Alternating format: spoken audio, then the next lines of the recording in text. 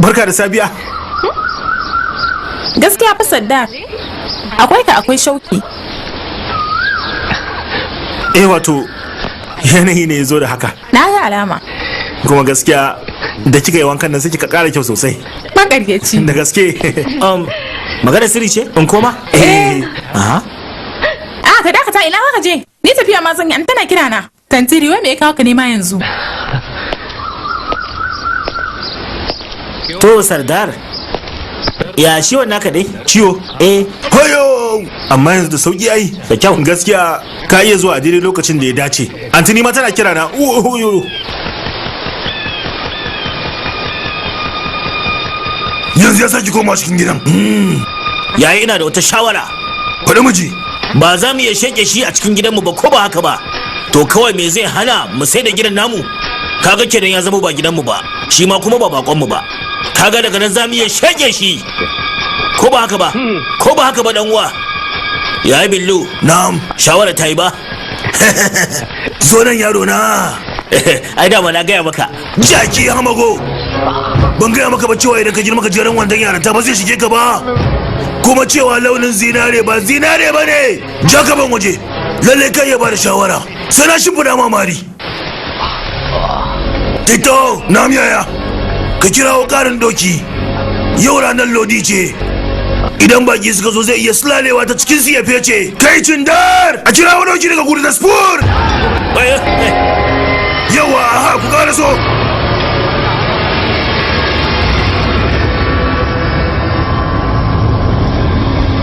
Wayo na shiga uku na lalace. Wayo ina gaba zan wuce yau ba a duniyan nan. Yanzu ina zan je. Sardar, ka dinga jarraba murmushi mana wasu lokutan. To hani kan kullun cikin murmushi nake. Kawai na shiga shauki ne lokacin da nake barin gidan nan. Na gane. To ani da yake bana iya jurar rabuwa ne. Makaryaci. Da gaske ne. To shikenan. Dama fa ina so na gaya miki wani abu. Na riga da na san ko me za ka faɗa min. Kin sani? Ta yaya? Ga komai na a fili? Shashasha ka mai da ni komai. Ai lokacin da ka kirkiri ciwon bayan ƙarya ma ina sane. Me? To shine tuntuna baki gaya min ba? Da yake gaskiya ina cikin tsoro ne. To ai da kai ka gaya min. Ko ka yi min alama tun a jirgin. To ya hakan zai yi bayan sai da na zo na gane me ke faruwa? Idan ya yi billu ya gano fa. To ai ya riga da ya sani ai. Me?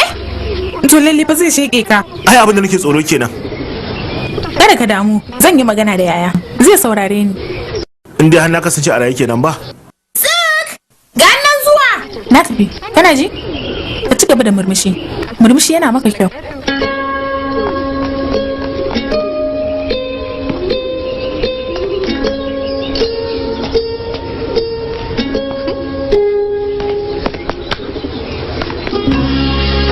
Ka kula da kanka.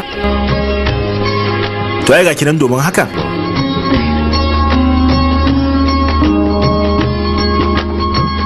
Da soyayyar ki zan manta daga bale duniyan nan akan soyayyar ki kadai. Wato kai kana da matukar wayo ko? Man, kai Sardar ne? Ni ma Sardar ne. Sauran duk basu da amfani. Na gane. Sardar ya shiga kogin soyayya. Shin ka san cewa Sardar yakan zama mai hadari idan ya fara cikin soyayya? Kai dan Sardar mai wayo zo nan zo nan. Ya kai ka sani. Da farko Sardar zai fara soyayya, sai kuma a karya masa zuciya, sai kuma Sardar ya an taya barasa, kuma kai kanka ka san cewa bagajin Sardar yakan zama mai hadarin gaske. Ni na san haka ne saboda kai Sardar ne, ni ma Sardar ne, sauran kuma duk shirme ne. Kai magana irin ta asalin 'yan Sardar.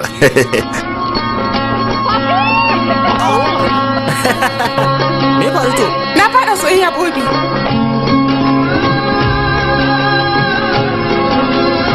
Kenan wannan dogon Sardar din mai duhu ya amince ba? Mana. Me yace? Ai shi Sardar ne ba zai faɗa kai tsaye ba. Babban abokin anti ne shi, sa hana su aure ne. To ya batun barasan? Da fara tukunna bari kofin farko ya ladabtar da ni.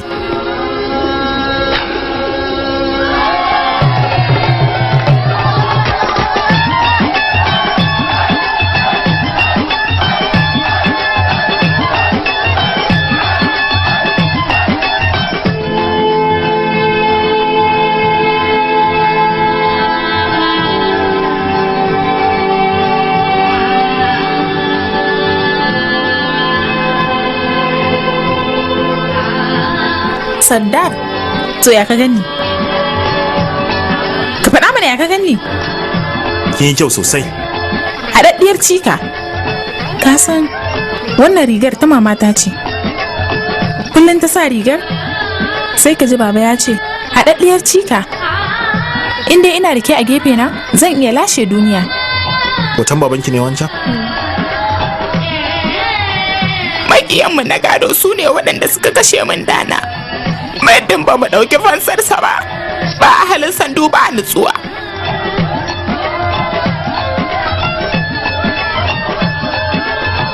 Shin ka san yadda ake renon yaran da ba su da uba?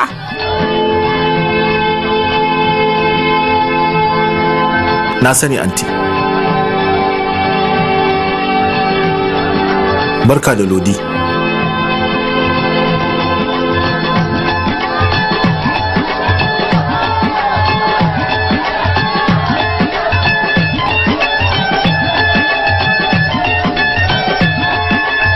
Ga abin sha nan ka sambada. Maƙinka kake wata yin abin sha? Ita bara ta tsagiyar aba ce ai. Idan ka sha da abokanka, abotar ƙara ƙarfi take. Idan ka sha da maƙiya kuma, sheƙe maƙiyin take. Sha mana koda kaɗan ne. Shin kun san dalilin da ya sa aka cire Mamu daga cikin shirin labari na? Shin kun san dalilin da ya sa aka cire Mamu daga cikin shirin labari na? Idan wannan ne zuwanka na farko, ka danna mana subscribe sannan ku danna alamar ƙararrawa. Zarar mun ɗora sabon shiri ku samu a kan lokaci. Wato Mahmud ya kasance jarumi shine jarumin shirin labari na. Tun farin farko da aka fara haska wannan shiri mai suna labari na, su ne manyan jarumai a cikin shirin labari na. Wato sun samu ɗan hatsaniya ne tsakaninsa da babban darakta wato Malam Aminu Sera. Shi dalilin da yasa aka cire shi kenan. Da ya nemi a yi mai ƙari na kuɗaɗen da ake bayarwa, kuɗin da ake bashi a da. Kamin fim ɗin yayi suna ya kasance ana ba su kuɗi ne wanda ba masu yawa cancan ba. Bayan fim ɗin yayi suna kuma sannan manyan kamfaninnika sun ɗauki nauyin shirin, ya nemi cewa a ƙara masa kuɗi. Sannan kuma sai shi daraktan ya jinkirta bai ƙara ba. Inda Mahmud ya nemi cewa a ƙara masa kuɗi, sannan shi babban darakta Malam Aminu Sera ya ce fa shi yau ba zai san ba zai ƙara ba. Dalilin da ya saka kenan, shi yasa aka fidda shi a cikin shirin labari na. Ita ma Sumayya dalilin da ya sa kuka gani ba a haska ta a cikin shirin fim ɗin labari na, wato ita ɗan ma dai ta nemi ƙarin kuɗi ne saboda su ne manyan jarumai kuma ba a ƙara ba. Ita kankin kanta ta yanki biza. Ku danna mana subscribe sannan ku danna alamar ƙarawa da zarar mun ɗora sabon shiri ku samu a kan lokaci. A wannan gidan TV na mai albarka, ku danna mana subscribe sannan ku danna alamar ƙarawa.